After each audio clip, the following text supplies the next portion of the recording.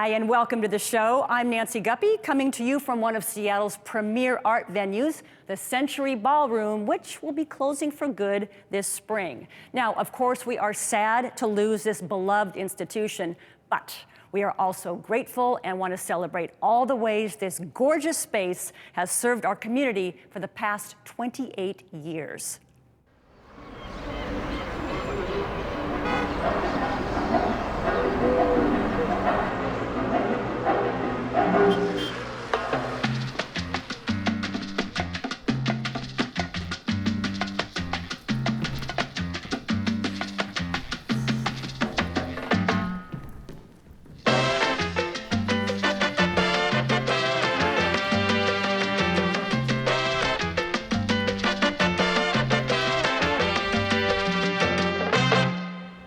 What makes this space special is actually something I don't even know how to say it. It is the soul of this space. It's the people who come here. It's the energy that is in the space when you walk into it.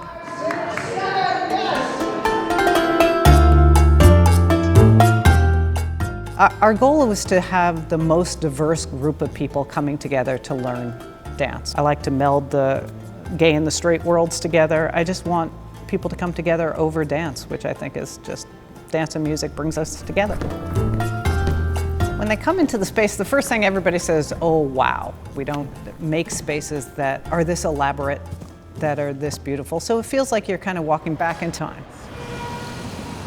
It was built in 1908. It was an Oddfellows building until probably about 30 years ago. The thing about this room that makes it unique is all of the work that surrounds the balcony. So they are all lion's heads, they're all plaster, they have light bulbs in the lion's mouth. We still have the original chandeliers. So you see a lot of the original Oddfellows building architecture. Clearly, the best thing about it is the floor. It's about a 45 by 45, 45 by 50 dance floor plus extra room to be sitting around. You can see where people have danced. You can see where the teachers teach in the middle of the room, where the people surround the teachers around the outside of the room, where people's favorite place to dance is in front of the stage. Just year after year, what has happened to the floor? So for me, it's history. This type of space is important because it's an art space, and I think the more that you lose art, you lose your soul. But in terms of spaces that are for a community, that it's the people who have walked through this space over the years that call it home.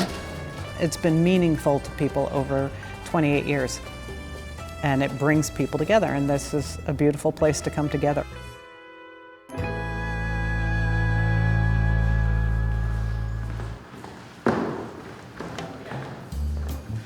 For the full schedule of Century Ballroom's final events, go to centuryballroom.com. We've got a great show for you, including Seattle Opera's hair, makeup, and wig master. As soon as I made this wig, I thought to myself, I bet the director is going to want her to have lights in that wig. And it was like one of the first things he said to me, hey, can you put lights in her wig? I was like, yes, I can. Remembering Ginny Ruffner, and music from Whitney Mongé.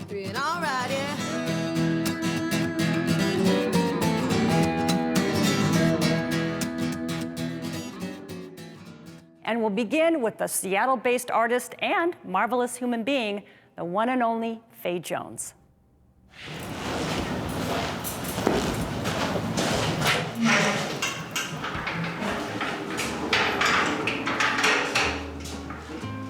When I have a brush in my hand, I feel as though I'm in the right place somehow. That it's not that nothing can go wrong, because everything can go wrong, and that simply doesn't bother me.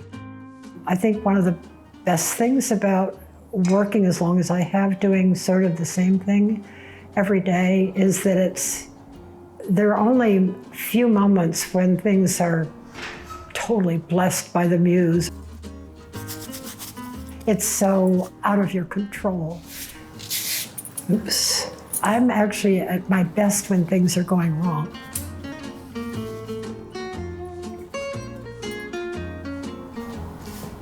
My name is Fay Jones, and I'm a painter, and I have been a painter for a long time.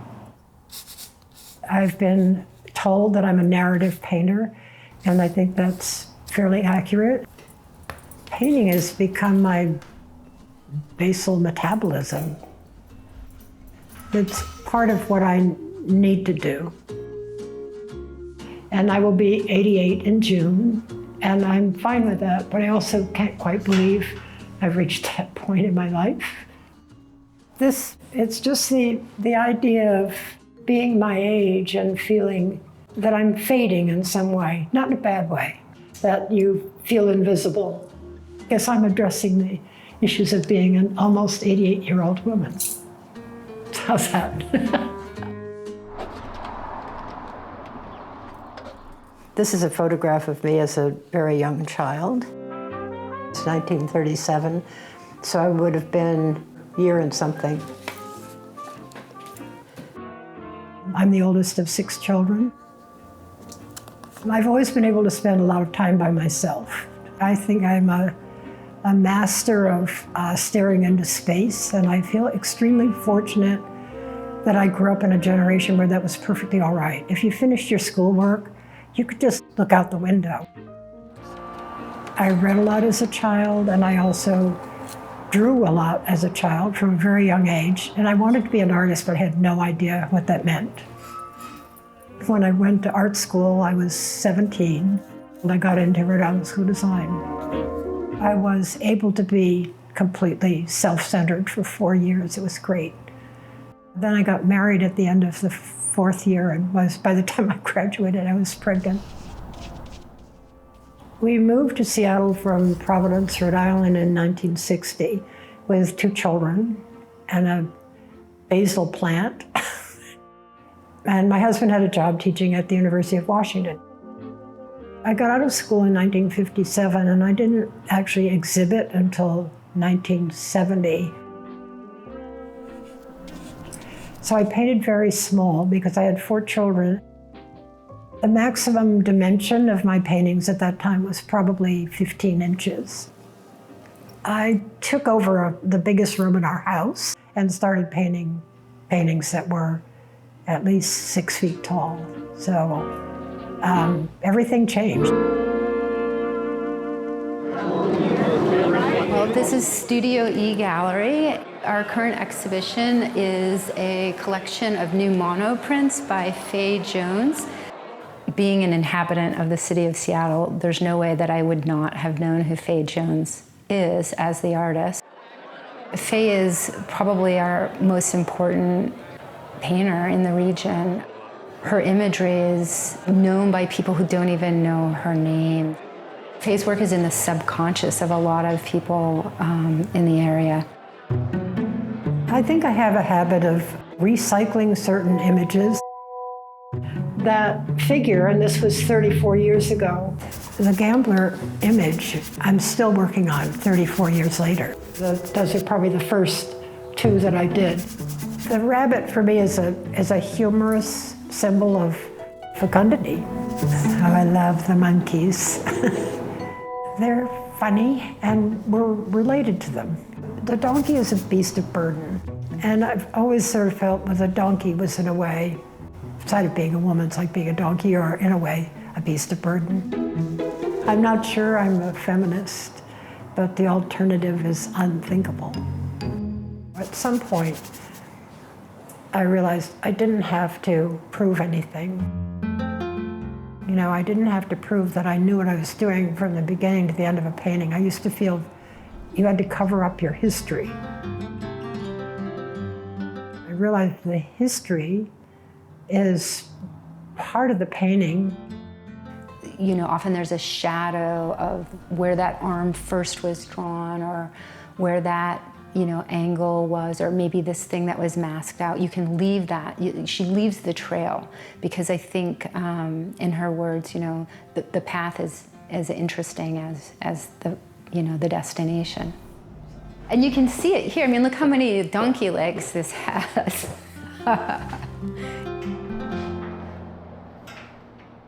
It's really how I process whatever's coming in, I think I am best suited to sort of taking it out on a piece of paper. It's a relief. It has to come from inside, you know, that's the hard thing to explain to people. Better?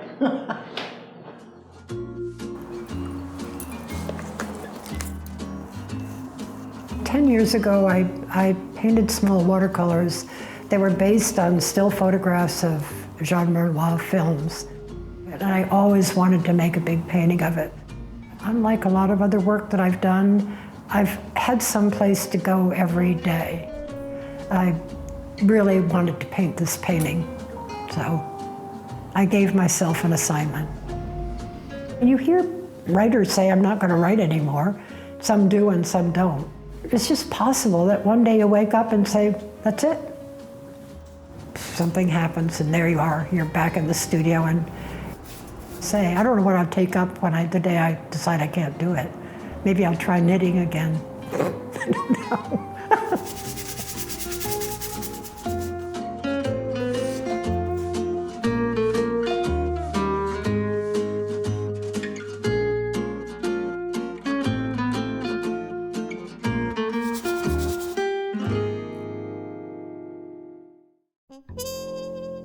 See more of Fay's work at Studio E Gallery in Seattle's Georgetown neighborhood and online at James Harris Gallery.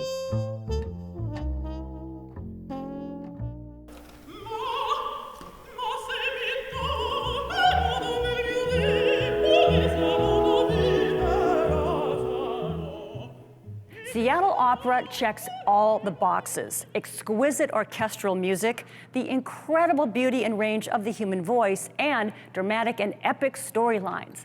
But there is one aspect to this timeless art form that doesn't always get the attention it deserves: the artistry that goes into hair, makeup, and wig design. I'm Ashlee Naegle. I'm the wigs, hair, and makeup manager and designer at the Seattle Opera. My grandfather got me into loving art, and he took me to my first opera. It was a little theater that he took me, and I saw La Boheme.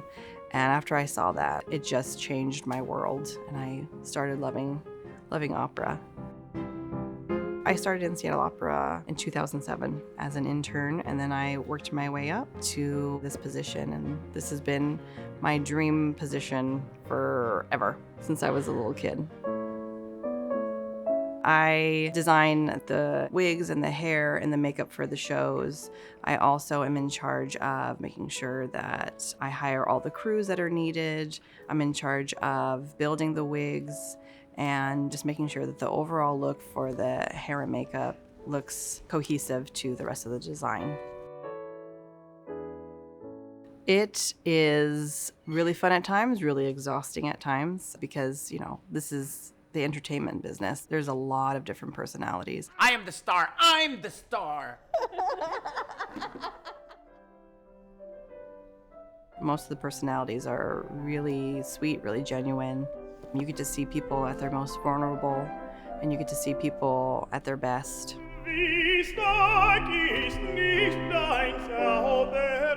I changed your look a tiny bit because I wanted to make it a little bit more Nosferatu. Yeah. You'll have the chin, you'll have a nose, and then you'll have your ears.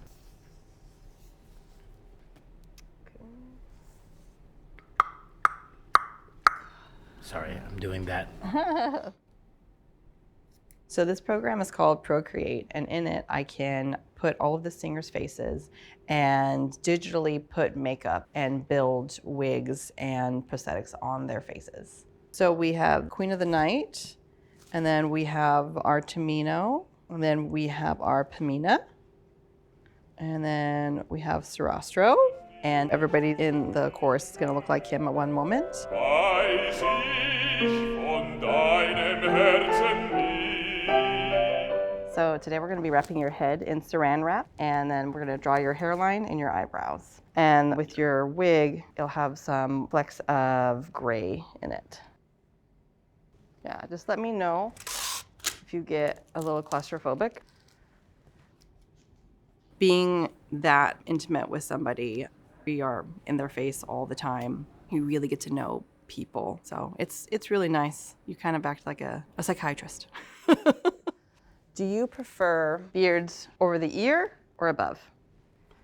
Yeah. Why not? Yeah. Here, glue? Yeah, and then glue. Let me see. When it comes to hair makeup, if it's good, you don't even notice it. If it's bad, that's the first thing you see. You don't want something to look wiggy.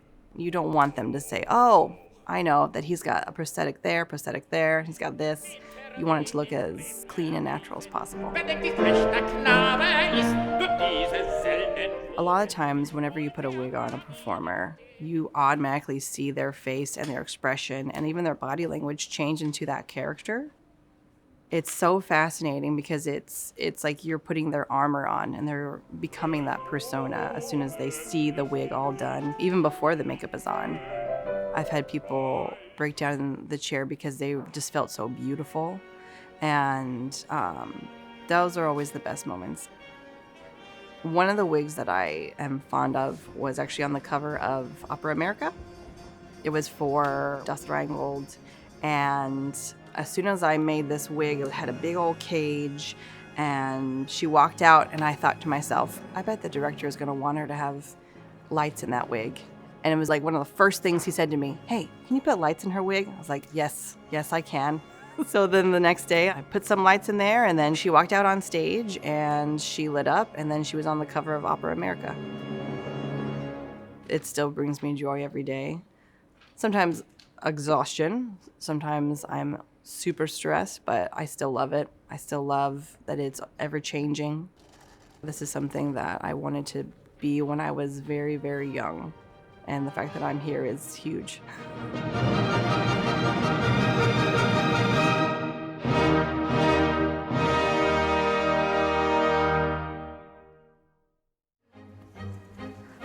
See Ashlee's spectacular creations in Seattle Opera's production of The Magic Flute, opening Saturday, February 22nd.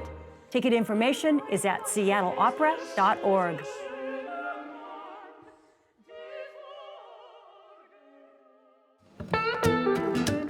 Washington native Whitney Mongé, a talented singer-songwriter, moved to Nashville in 2020, where her career has taken off with live performances and brand new recordings. So to celebrate Whitney's ongoing success, here she is from 2019 performing Be Mine. 1, 2, 3, and all right, yeah.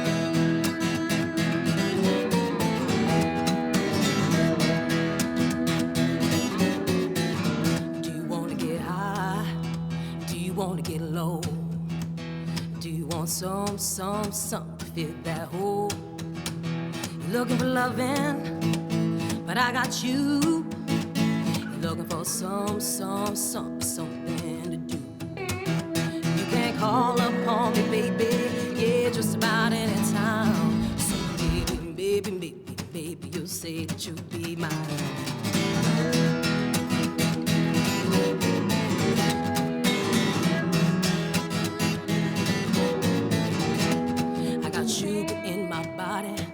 Sugar in my soul. But the first I'd ever saw you was the first I'd ever known that it was love. Oh, yes, it was. You know it's true. Can't stop thinking about you. You can't call upon me, baby. Yeah, just about any time. So baby, you say that you'll be mine. Talk to me now.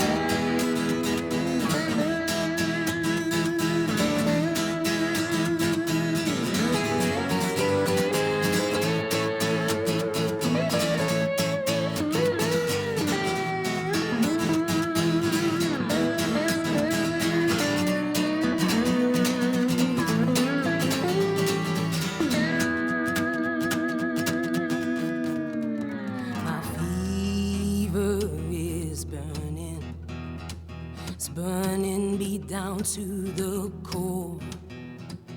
Tonight is the night I say what I never said before. I think I love you.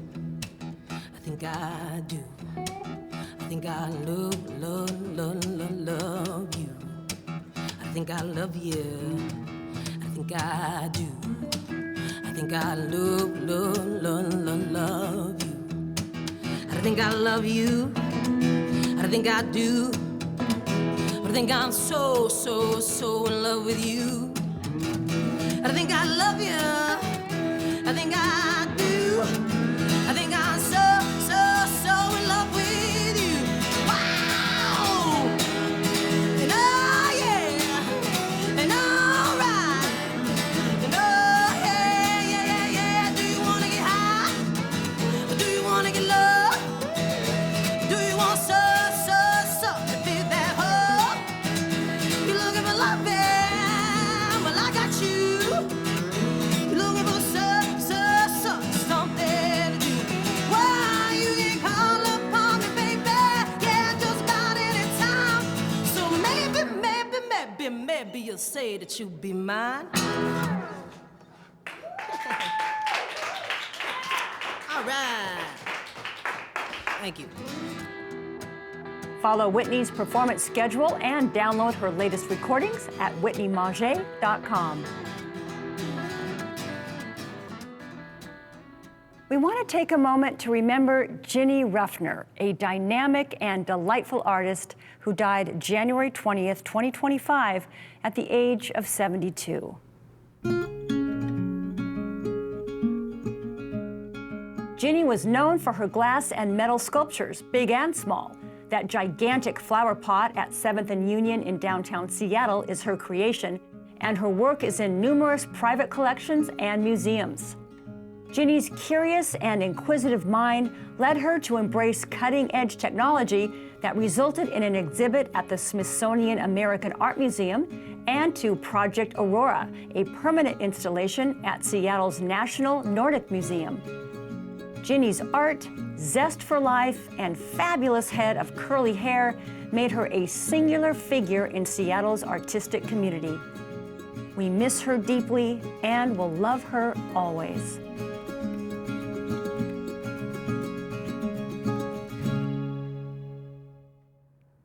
And that's a wrap. A heartfelt thanks to Century Ballroom for hosting us and to the wonderful owner, Hallie Cooperman, for 28 glorious years.